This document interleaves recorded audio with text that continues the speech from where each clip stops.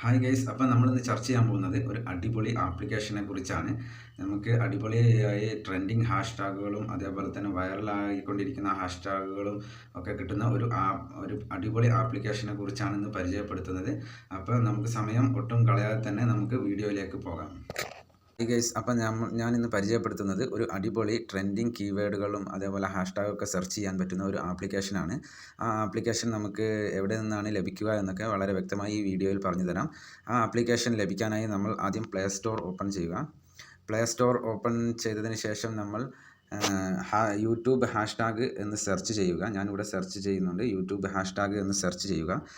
Search ചെയ്തതിന് ശേഷം ഇതിൽ നമുക്ക് ഒരുപാട് ആപ്ലിക്കേഷനുകൾ കാണുന്നുണ്ട്. അതിൽ നമുക്ക് ഇൻസ്റ്റാൾ ചെയ്യേണ്ട application trending hashtag viral hashtag എന്ന ഒരു ആപ്ലിക്കേഷനാണ്.